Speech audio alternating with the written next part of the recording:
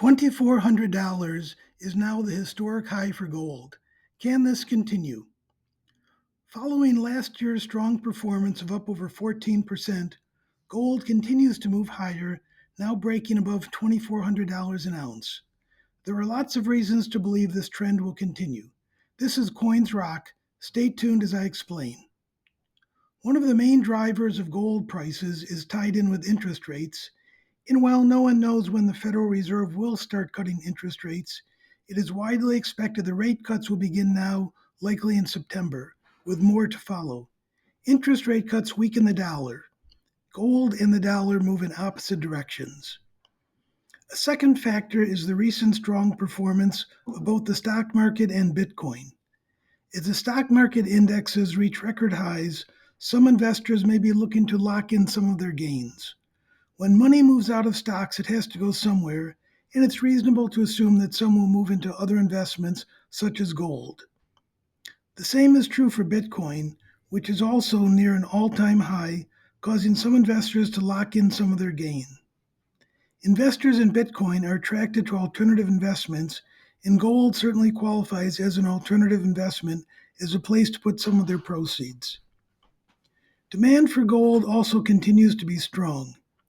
The past 2 years, central banks around the world purchased over 1,000 tons of gold, the largest since 1968. Turkey, India, France, Germany, Italy, the US, and possibly Russia have all been strong buyers. Purchases by individual investors globally are at all-time highs as well.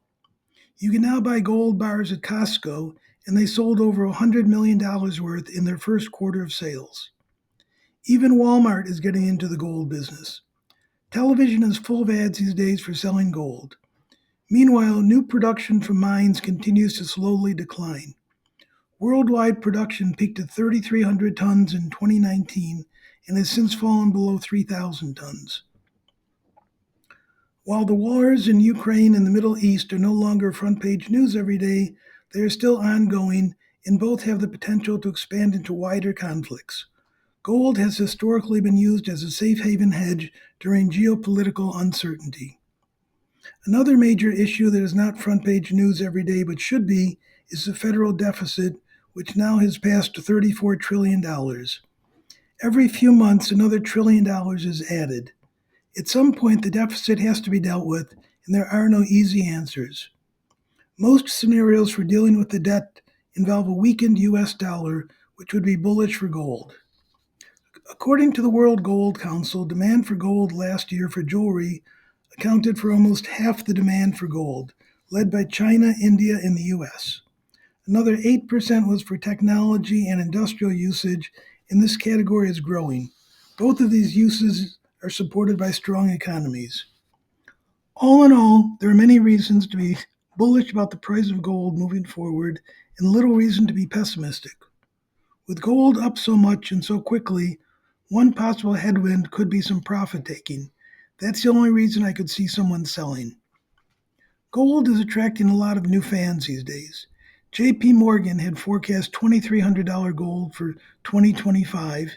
Citibank called for $2,300 gold in the second half of this year, with a wild card call of $3,000 in the next 12 to 18 months. Both of these predictions from earlier this year have already been exceeded, and the wild card call doesn't seem so far-fetched anymore. Remember, this is not investment advice, it's just my opinion.